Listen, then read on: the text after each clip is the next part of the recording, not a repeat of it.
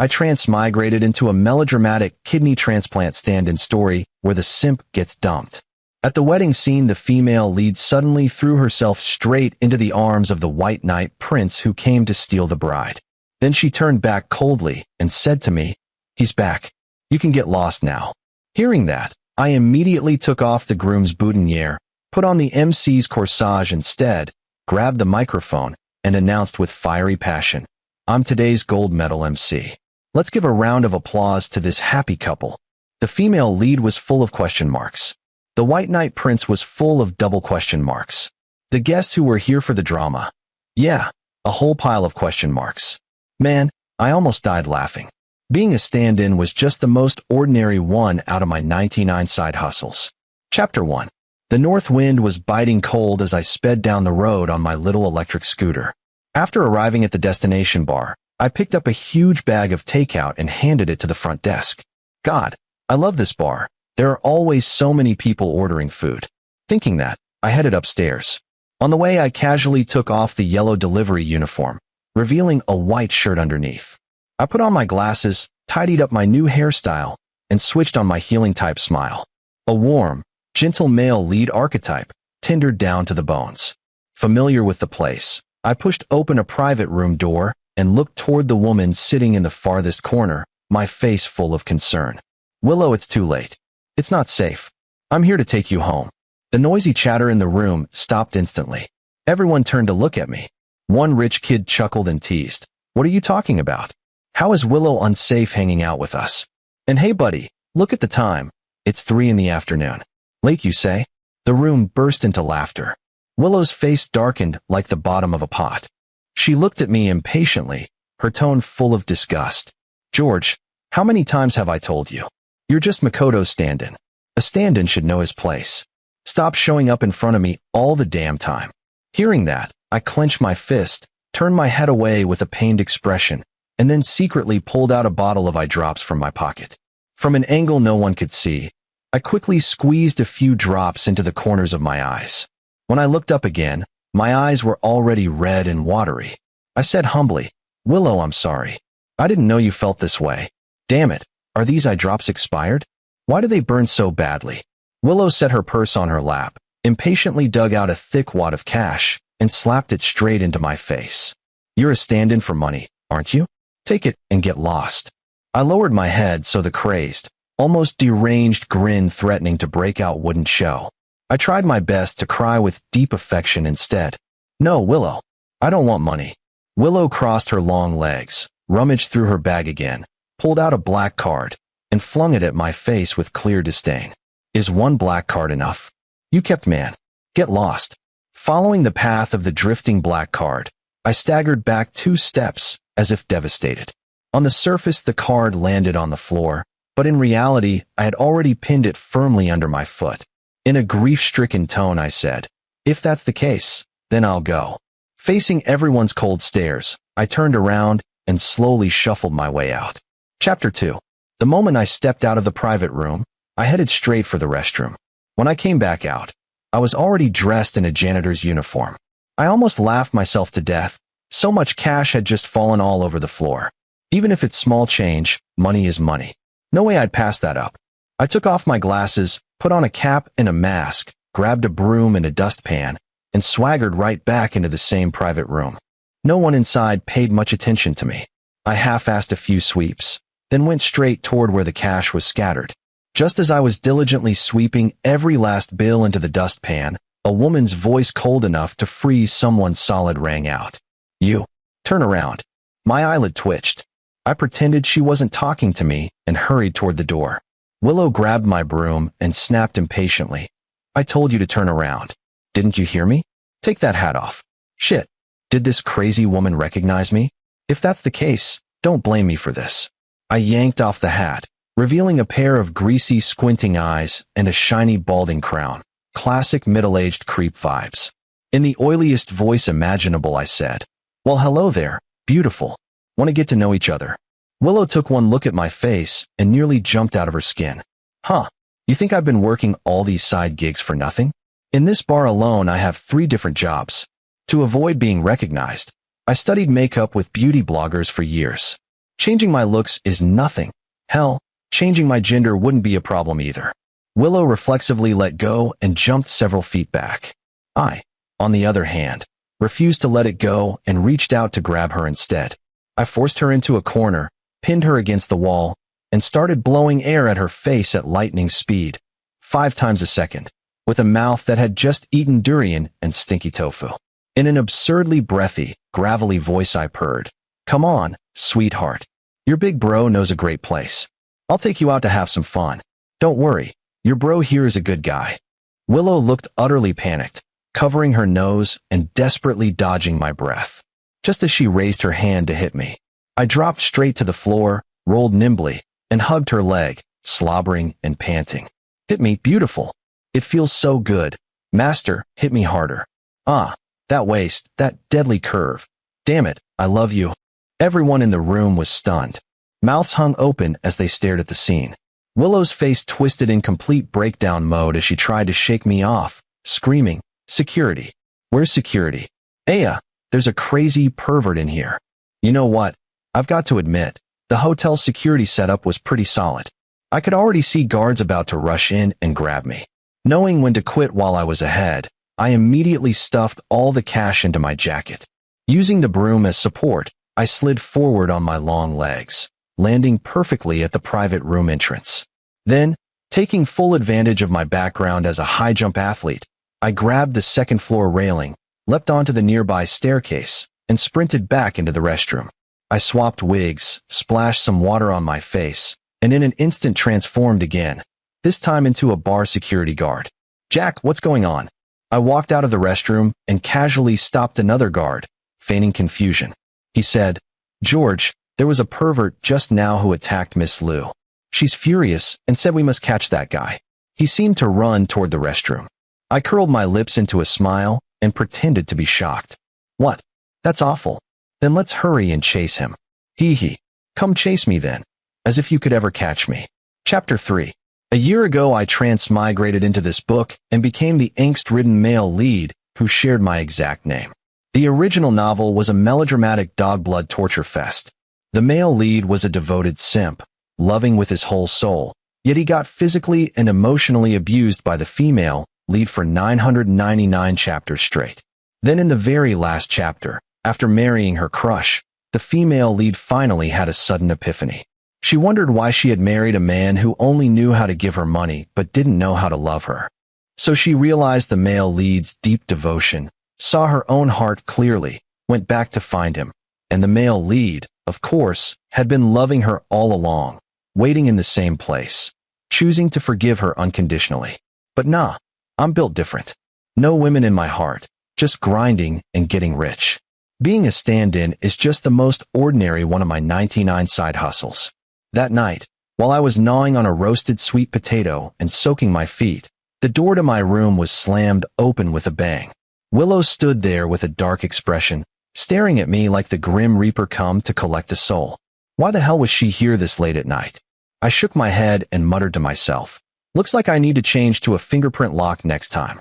Willow shot me a glare and snapped, "George, how do you have the nerve to be this relaxed, and even soaking your feet?" I replied, "Probably because I have athlete's foot." I thought about it and picked the most convincing reason. Willow was stunned into silence for a second, then suddenly shrieked, "Do you know what I went through today? I pay you every month to be my stand-in, and you don't care about me at all. Jesus Christ. This stupid woman is having another meltdown." I took the last bite of my sweet potato, wiped my feet, stood up, and slapped her across the face. "Here, one slap. Let's see if you're still acting crazy." After being hit, Willow's eyes turned bloodshot. She raised her hand, looking like she was about to give me 2 solid slaps in return. Sensing danger, I immediately put on my slippers and sprinted away at full 100-meter speed. "Come back here," Willow yelled after me, grabbing whatever cosmetics she could find and hurling them in my direction. Heh, good thing I've trained for this. As a professional acrobat, I smoothly caught 2 with one hand and even balanced one on my head. Willow's eyes went wide. Then she grabbed a cactus from the floor and threw it at me. "Yeah, that one you don't catch." I dodged too late, stumbled, and just as I was about to get up, she suddenly blinked over and hugged my thigh. I said viciously. Willow, I strongly advise you to let go. My fists clenched, teeth grinding, my face twisted into a knot as I stared at her. To be honest, this was my last shred of kindness. Otherwise, someone was definitely going to be sacrificed tonight. But Willow clearly wasn't listening. She clung to my pant leg, refusing to let me leave. She looked up at me, her tone seductive. I don't care, George. You have to compensate me today. Fine. I clenched my teeth. I couldn't hold it in anymore. With my butt as the epicenter, dozens of chained farts exploded one after another, wave upon wave, slamming directly into Willow's face. After releasing everything, I let out a long sigh and finally said the sentence I'd been holding in forever. I need to fart. Ugh. So stinky. Willow had zero defensive measures. Her nostrils twitched twice, then her face straight up turned green. Clearly her soul had taken a critical hit. With a trembling voice she said, You fight, dirty. Those were the last words Willow spoke before she passed out. Chapter 4. To make sure Willow didn't wake up and come after me for revenge, I slipped her a few sleeping pills so she'd stay knocked out a little longer. Then early the next morning, I set off. Today was the day the female lead had been obsessively waiting for, Makoto's return to the country. In the original story, Makoto shot an international blockbuster and instantly blew up with fame. Yet instead of cashing in on that hype, the guy chose to stay overseas and keep studying. After coming back home with solid acting skills and an elite family background, he quickly rose to become the entertainment industry's newest best actor. And as someone with a sharp nose for money, there was no freaking way I'd miss the chance to play paparazzi. If I could dig up some juicy scandal or spicy gossip, wouldn't it sell like crazy later? Since his popularity hadn't fully exploded yet, I decisively went to the airport to wait for him. My original plan was simple. The moment Makoto appeared, I'd seize the chance and snap some photos. But the second Makoto came out, he was instantly surrounded by a tight circle of bodyguards and whisked away. Watching him about to disappear from my sight, I panicked and rushed straight toward him. To grab Makoto's attention, I ran while shouting at the top of my lungs. Will we meet again, Makoto? When we do, you better be happy, Makoto. Makoto, how the hell am I supposed to live without you, Makoto? Makoto. Makoto, Aiya. Makoto actually stopped. He turned back sharply, clearly alert. I finally ran up to him. Just as I was about to flash a big grin and ask for a few autographs, Makoto took off his sunglasses and gave me a wicked, charming smile. Oh no. Under his wolfish gaze, the hand holding my ballpoint pen started trembling slightly. He asked, Where do you want it signed? On your clothes? Your pants? Let me see. But the moment I heard his voice, I froze like I'd been struck by lightning. That familiar voice. Wasn't this the rich dude who just a few days ago had dropped a ton of money asking me to carry him in online games? So I cleared my throat and cautiously tried a secret code. For the Emperor. Makoto froze for a moment, then replied, The God Emperor protects. I said, Bro, so you're the one who couldn't hold his shit and got absolutely wrecked by Nurgle. Overjoyed to the point of tears, I was just about to blurt out Makoto's in-game username when he lunged forward in panic and covered my mouth with lightning speed. Holy shit, don't say my gamer tag in public. He leaned in and whispered in my ear. Because we were so close, from a distance it straight up looked like the two of us were hugging. At that moment, a voice full of pain rang out. What are you two doing? I turned around and saw Willow standing there in disbelief. Tears pooled at the corners of her eyes, her lips trembling as she looked at me and said, George, so this is how you get revenge on me? By turning Makoto gay? Chapter 5. This stupid woman is having another meltdown again. My brain went into overdrive. Within seconds, I grabbed Makoto by the collar, shoved him away, pointed at him, and demanded of Willow, Willow, this is the White Knight Prince you've been waiting for all this time, right? Then what am I? What the hell do I count as? Seeing my reddened eyes, Willow froze for a moment. Then a look of sudden understanding crossed her face. She let out a cold snort and said, George, remember who you are. You're just a stand-in. Then she turned to Makoto, her gaze instantly soft and affectionate. Makoto, long time no see. Long time no see, Willow. Makoto glanced at me, then politely shook Willow's hand. That was when the classic angst novel plot kicked in. I don't know what got into Willow, but she pulled me aside and said arrogantly, George, I suggest you stop entertaining unrealistic fantasies about me. Look at my status. Look at your social class. Do you seriously think you're worthy of being with me? How about this? Come shopping with us. For every item he buys me, I'll give you 1,000 yuan. The corner of my mouth twitched. I was just about to refuse when Willow's disdainful voice rang out again. What, not enough? Then how about 10,000 per item? Happy now? The words I was about to refuse with instantly got swallowed back down my throat. I looked at Willow with pity. At the mall, Makoto predictably suggested buying Willow gifts. So I very professionally led Makoto from store to store, enthusiastically introducing products like a seasoned salesman. Watching Willow's stunned expression, I gave her a wicked smile. Don't worship me. I used to work in sales. And I was top of the leaderboard. Makoto headed toward a luxury boutique. I quickly stopped him. This one won't do. He asked, why not? I replied, there's nothing in here under 10,000. Willow was speechless. I immediately turned around and led Makoto straight to a 10-yuan shop. Makoto totally got it. Every item I recommended, he bought. Before we knew it, we were practically emptying the entire store. Willow's face turned pitch black. She dragged me aside, clearly about to interrogate me, but I beat her to it. With a disappointed tone, I said, so you're this happy just because Makoto buys you things? Figures. When you love someone, you'd accept a proposal made with a soda can ring. When you don't love someone, even if they give you the whole damn world, you feel nothing. Afraid the damage wasn't enough? I sighed and added, but as long as you're happy, even when you two are doing it in bed, I'd be happy pushing from behind. Willow's anger instantly vanished. Her eyes reddened slightly as she tapped a few numbers into her phone, though she still muttered, top-tier simp. Pathetic loser. Ding. 2 million credited. I gazed deeply at her retreating back. 2 million. Guys, that's 2 million. Simp or not. Honestly, even if Willow said I wasn't a man, I'd accept it. Chapter 6. George, are you free this afternoon? I need you to stand in for me at a last-minute blind date. On the phone, a man's lazy, unhurried voice drifted over. I yawned and replied vaguely, no time, bro. He said calmly, 100,000. My yawn vanished instantly. I straightened up and spoke with absolute sincerity. President Liu, just now the wind was too loud. I didn't quite catch what you said. Oh, a blind date. That's nothing. Won't take more than a few minutes. Of course I'll help you. He was clearly amused and asked casually, how's Willow been lately? The man's name was Luis, Willow's half-brother on her father's side, and the major antagonist in the original story who wanted to drive her out of the Liu group.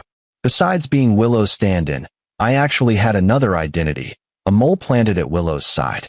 Can't help it. Luis pays way too damn well. Compared to Willow, who's emotionally unstable, dramatic, and endlessly fussy, this CO is absurdly generous.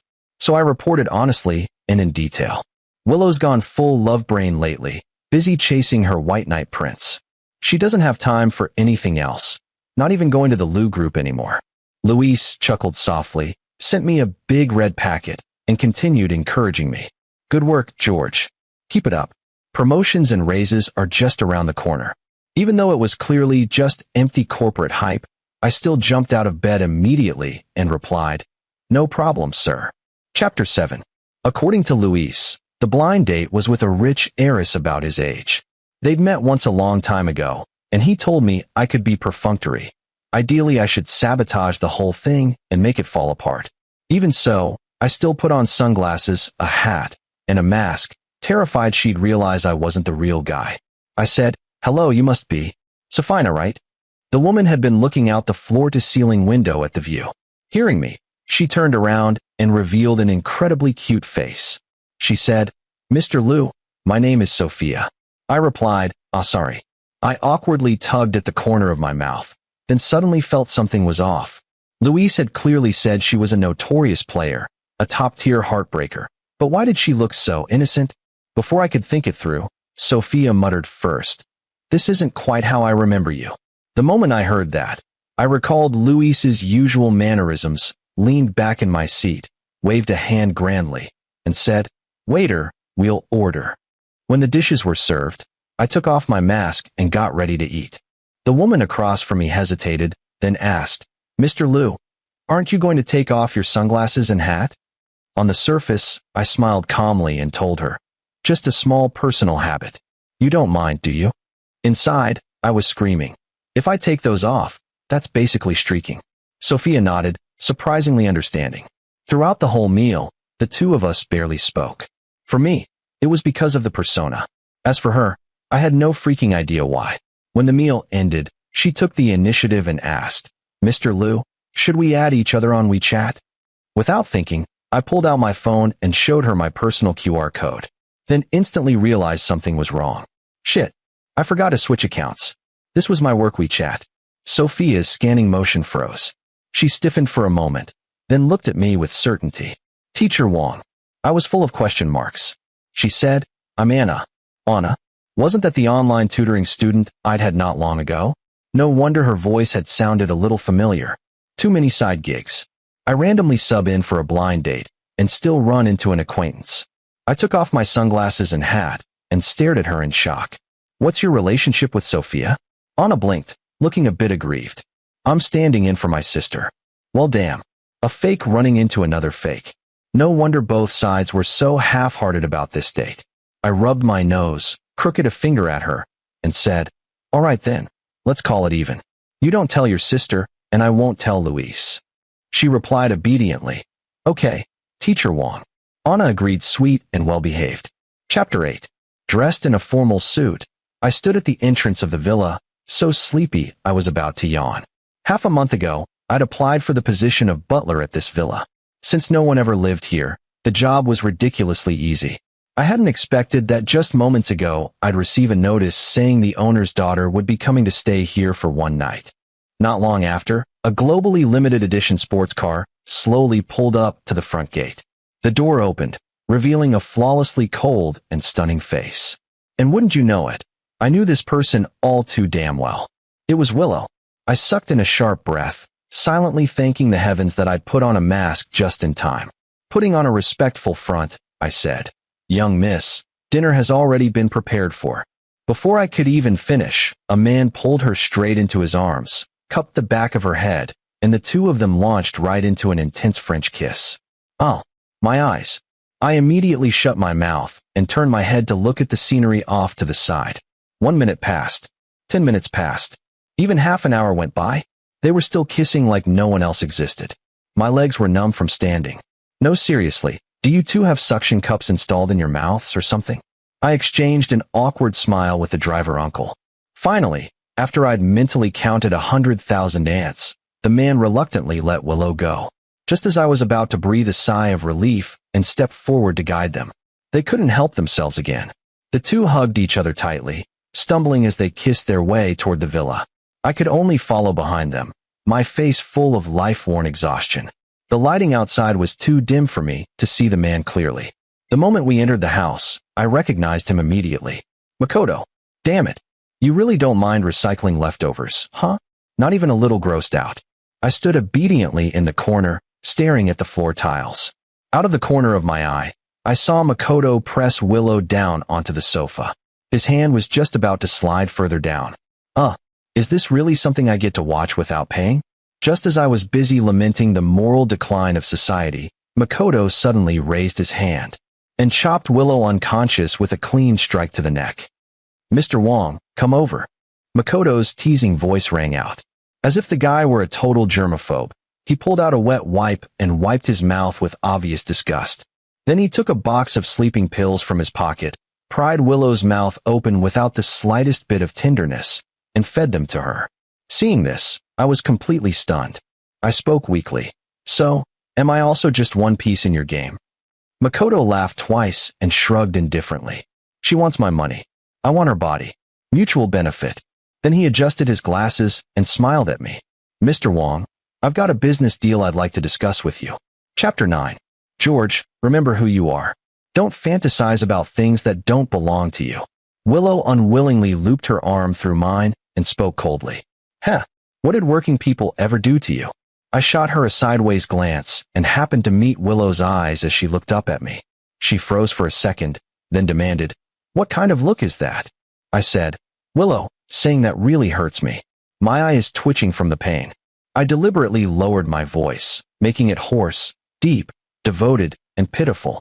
Sure enough, Willow totally fell for it. She seemed pretty damn pleased with her own charm and didn't press the matter further. A few days ago, Willow and Makoto had a fight. To piss him off, she deliberately dragged me along to today's banquet. After all, in the novel, although Willow liked Makoto, Makoto was a notorious flirt. So Willow often used the original simp male lead as a shield. Willow. As expected, the moment Makoto's voice rang out, Willow immediately shoved me away and said coldly, "Go stand somewhere else. Don't embarrass me." Woman. Cheating on two people at once is way more embarrassing. I snorted, turned around, and headed straight for the buffet area. I piled a damn mountain of food onto my plate, found a dark corner, and sat down. You think I'm introverted? No, I'm a professional mukbang streamer. Grinning, I picked up a peeled shrimp, dipped it in sauce, and introduced it to the camera. Look at this, packed with flavor. Just as I was eating happily, a ghostly voice suddenly sounded beside me. Teacher Wong. I choked in shock and started coughing uncontrollably. Anna was startled too and hurriedly poured me a glass of water and handed it over. After drinking, I felt a bit better. Still coughing, I scolded her angrily. One day, cough cough, your teacher forever, cough cough, your father. Is this how you treat, cough cough, your father? To her credit, Anna was honest. She looked guilty and said, I'm sorry, teacher. I was wrong. I was about to say more when all the lights in the hall suddenly went out. Someone covered my mouth from behind. In the split second before I lost consciousness, only one thought remained in my mind. Damn it, that big, juicy piece of shrimp wasn't finished yet. I really took a loss this time. Chapter 10. When I opened my eyes again, my head felt heavy and foggy. I instinctively wanted to grab a glass of water, only to realize my hands and feet were tightly bound. I couldn't move at all. I snapped fully awake and threw my eyes open. Didn't know till I looked. One look nearly scared me to death. I was in an abandoned factory with several men who looked vicious and dangerous standing in front of me. Boss, all three are awake. A lackey reported honestly to a scar-faced man. 3 people? Sure enough, when I turned my head, I saw Makoto and Anna beside me, both tied up just as tightly. Interesting. The scar-faced man gave a sinister laugh and clapped his hands. Willow, you never would have imagined you'd end up in my hands one day. Hearing that, I looked around in confusion, then spoke up very politely. Wait a second. Where exactly is the Willow you're talking about? The scar-faced man clearly didn't expect me to speak. He froze for a moment, then laughed even more happily. Ha ha ha ha, Willow. That bitch Willow ruined my family and destroyed my life. She owes me so many lives. Now it's time for you to pay that debt for her. Oh, so he's Willow's enemy. The way this guy couldn't go 3 sentences without mentioning Willow. Someone who didn't know better might think he was secretly in love with her. I said, Big bro, are you sure it was Willow who ruined your life? And not someone else? The scar-faced man instantly got agitated and roared. Of course I'm sure. Everything she's done, I'll never forget it as long as I live. I asked, then why didn't you just kidnap Willow directly? Why kidnap the 3 of us instead? I thought you weren't very bright before. Now it actually makes sense. The scar-faced man shouted furiously. Are you even a man? Hiding behind a woman like this. I was speechless. He strode toward me, grabbed my hair, raised his fist, and was clearly about to teach me a lesson. However, during the 51 seconds I'd spent trash-talking him, I'd already used my exquisite skills to undo the bindings on my hands and feet. I planted my hands on the ground, sprang up in one clean motion, and landed steadily on my feet. All that was left in the scar-faced man's hand was a greasy, shiny wig. Can't even grab hold properly. In the next second, I shrugged off the annoying coat, revealing solid muscles and a full tattoo sleeve underneath. Stroking my thick beard, I stared at the thugs excitedly and said, Didn't expect this, huh? I used to be a kidnapper too. The moment Makoto saw my beard, muscles, and white socks, his eyes lit up. He licked his lips and said, Damn, you've got guts. Nice build, pretty solid. Go on, beat them hard. When we get back, I'll show you something nice. Anna, on the other hand, had a strong sense of legal awareness. She looked at me hesitantly and said, Teacher Wong, take it easy. Don't beat them to death. Just leave them breathing. Hearing that, The scar-faced man clutched the wig and stared at me in sheer terror, muttering to himself. What kind of people did I even kidnap? Chapter 11. After skillfully tying the final knot, I looked at the kidnappers bundled up on the floor and asked kindly, "So tell me, what was your original plan?" In an instant, the roles of kidnapper and hostage reversed. The scar-faced man, his face mottled with bruises, answered honestly, "We planned to video call Willow, blackmail her, and then kill the two of you so she'd regret it for the rest of her life." Thinking back to the original plot, I vaguely remembered this scene, where the kidnappers forced her to choose between two people, and she chose Makoto without hesitation. Speechless, I asked, "Then why kidnap her?" I pointed at Anna, genuinely curious. He said, "When we were trying to grab you, she spotted us. So we figured, buy two get one free, and brought her along." Anna pressed her lips together, looking a bit aggrieved. "George, I don't know how to fight." "Good." I patted her head with a smile. "If you don't know how, then start learning today. That row of people in front of you, consider them your free punching bags." "George is so nice to me," Anna said, looking at me with starry eyes. Makoto raised his hand too. Me too. "No problem," I replied generously. After all, I hadn't forgotten that these people originally planned to kill us. I put on a black hood I'd taken from the kidnappers, leaving only my eyes exposed. "Next, I'll need Mr. Ito to cooperate." I had the scar-faced man start a video call with Willow. She answered instantly. I aimed the camera at Makoto Ito lying unconscious on the floor and lowered my voice. "Willow, they're in my hands. If you want to save them, transfer the money too." Before I could finish, Willow cut me off, tears streaming as she sobbed.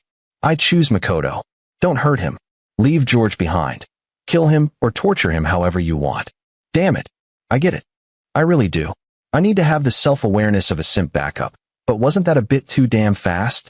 Honestly, Willow can be pretty impressive sometimes. Every line she says lines up perfectly with the brain-dead plot of the original novel. I revealed a sinister smile and said, "They're already tied up together. Willow, if you want to save Makoto, you'll have to pay George's ransom as well." "Why?" Willow demanded, insisting on an explanation. I answered firmly, "Because it's Crazy Thursday, buy one get one free." Willow snapped, "How much do you want?" I said, 10% of the Lu Group's shares." "Impossible." She rejected it instantly. At that moment, Makoto's weak voice drifted up from the floor. "Willow." Willow suddenly changed her tune. "Fine. As long as Makoto is returned safely, none of that matters." I rolled my eyes. Willow didn't agree because she was love-brained. It was because the Ito family is the richest in City A. If she could marry into the Ito family, what was a bit of money? She's very realistic, that one. When Willow transferred $10 million into my unregistered bank account, I immediately hung up the call, then quickly untied the kidnappers. Their faces lit up with wild joy. Before they could fight back, I shot Makoto and Anna a look. All three of us dropped to the ground in unison. The next second, sirens blared. The police kicked in the door and arrested all the kidnappers in one sweep. The scar-faced man panicked and pointed at me. "Officer, you've got it wrong. That guy is the real kidnapper." The police slapped cuffs on him and snorted. I've heard that line more times than I can count. You can explain it slowly at the station. After that video call, Willow had probably already arranged to trace the location, so I struck first and called 110 in advance. After all, I have another identity. Mr. Wong, an upstanding citizen. Eliminating evil and promoting justice is my damn bounden duty. Chapter 12. No sooner had I been wheeled onto a hospital bed than I woke up. This familiar hospital. Wasn't this the very place where I'd interviewed for a surgical assistant position a few days ago? They'd even told me to report for work tomorrow. Unexpectedly, the moment I pushed open the ward door, a passing doctor hurriedly shoved a set of scrubs into my hands. "I remember you. You're the one who passed the interview the other day, right? Perfect timing. There's a minor procedure that needs an extra assistant." I changed into the scrubs in a daze and followed him straight toward the operating room. The next second, a woman suddenly dropped to her knees in front of the doctor, wailing, "Doctor, I'm begging you, save him. Without him I can't go on living. Help. Why the hell is it Willow again? And if I'm not mistaken, the person on the operating table is Makoto, right? Please tell me I'm wrong." The attending physician wiped the sweat off his forehead and said respectfully, "Miss Liu, Makoto's tests show no abnormalities." Willow shook her head violently. "That's impossible. He hasn't spoken to me for an entire hour. He's unconscious. Don't you get it?" She clutched her head with both hands, whimpering and pacing around the room like some injured little beast. "This is kinda hard to comment on. Because Makoto told me he'd spent the entire night gaming at an internet cafe yesterday. I strongly suspect the guy is just asleep." When the attending physicians gathered to discuss things, one of them rubbed his sore lower back from exhaustion.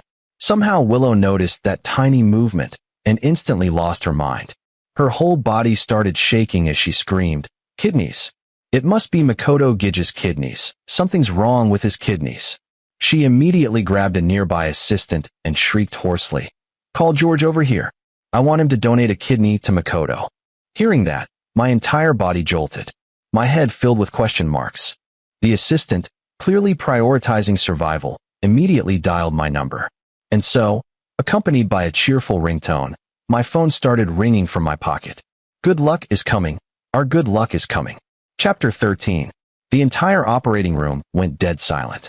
I gave an awkward smile and waved at Willow. "Huh. Willow, long time no see." Willow instantly calmed down and demanded, "George, why are you here?" Then she answered herself with a sneer. "Huh. A despicable man like you must have sneaked into the hospital just to harm Makoto, right?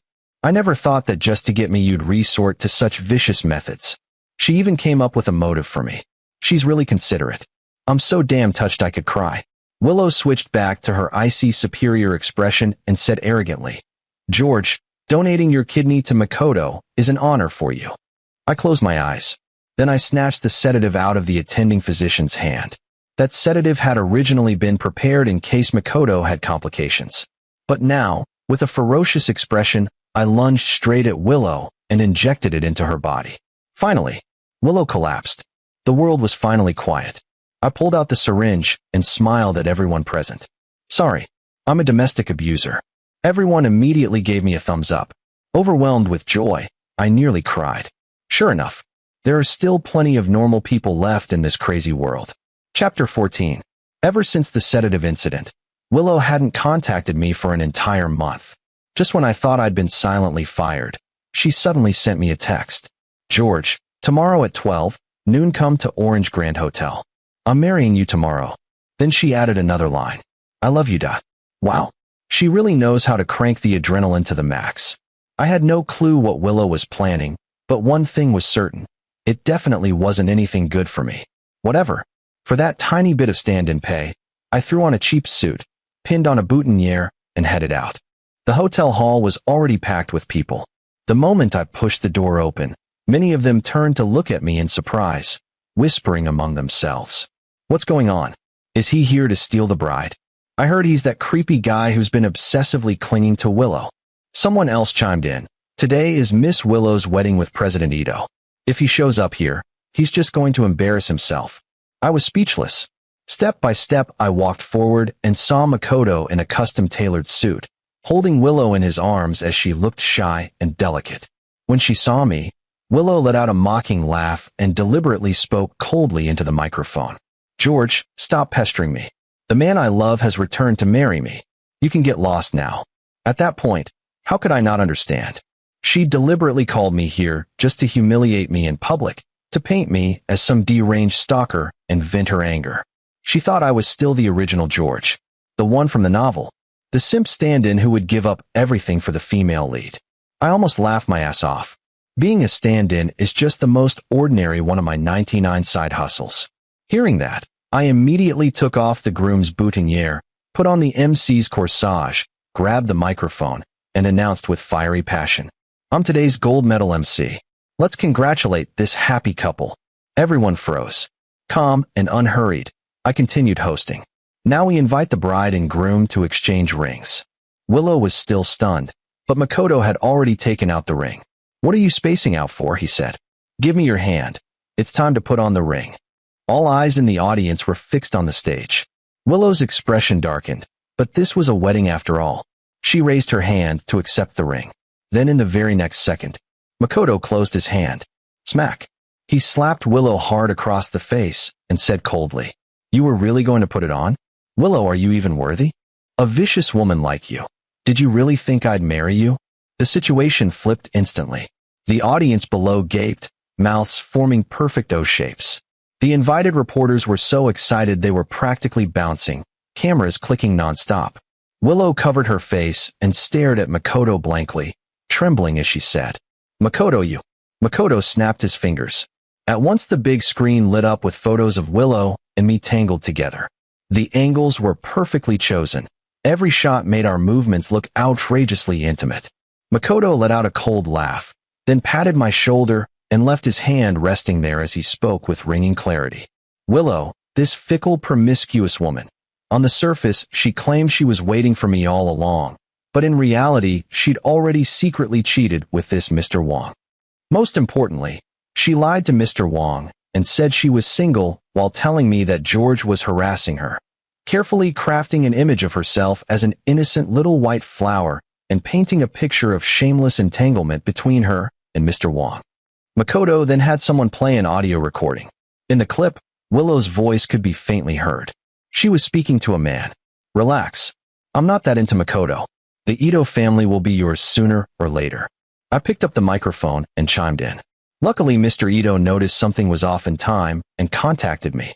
Makoto and I exchanged a glance and said in unison, "Today, on this important day, we're tearing apart a scummy woman, Liv." Willow stared at us in disbelief. She wasn't stupid, though. Anger quickly replaced the shock. "Oh, so you two bastards actually teamed up to slander me." Then she clutched her stomach, her voice turning mournful and tragic. "Makoto, I'm carrying your child. I'm marrying you because I don't want the baby to grow up without a father." The reporters exploded into an uproar. Damn, today's gossip was seriously stacked. Makoto shot back sharply. "Willow, are you sure the child is mine? Someone without even a 36D chest really has the nerve to be this brainless. You're way too impatient. That day I didn't even sleep with you. This child has absolutely nothing to do with me." Makoto pulled out a certificate from who knows where and slammed it hard into Willow's face. I stood there completely dumbfounded. The three of us combined had 800 schemes between us. Makoto had 401. Willow had 401. And I had -2. Chapter 15. As it turned out, Makoto's return to the country wasn't just about breaking into the entertainment industry. It was also about reclaiming his family business. Mr. and Mrs. Ito were getting on in years and wanted to hand the entire empire over to Makoto. But Makoto's cousin Kaido wasn't willing to accept that. On the surface, he worked to win the family's support. Behind the scenes, he secretly contacted Willow.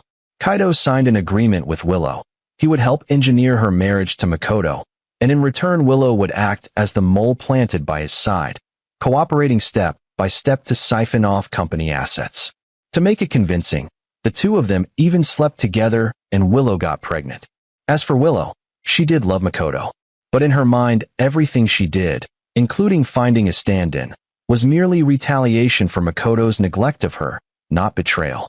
As a spy, I naturally carried a recorder with me at all times. I recorded the entire conversation and sent it to the real boss, Luis. Luis and Willow were competitors. After thinking it over, he immediately forwarded the recording to Makoto. And so Makoto decided to play along and set up today's grand spectacle. Why choose today? According to Makoto, it was perfect for riding the wedding's hype and boosting his visibility in the entertainment industry. Sure enough, not long after the wedding ended, all kinds of gossip about it exploded across the internet. Among them, the videos of the groom turning into the MC, Makoto delivering a brutal slap, and the two of us standing shoulder to shoulder tearing apart a scummy woman had netizens shouting. Absolute cinema. Edits of Makoto's past roles shot straight to the trending charts, earning him a massive surge in followers. Meanwhile, netizens dug my accounts up from top to bottom.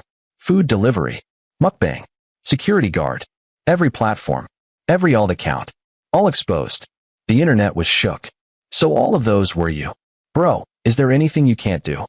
To that I humbly waved my hand and replied, "Sigh, I'm just an ordinary, unremarkable multi-hyphenate youth."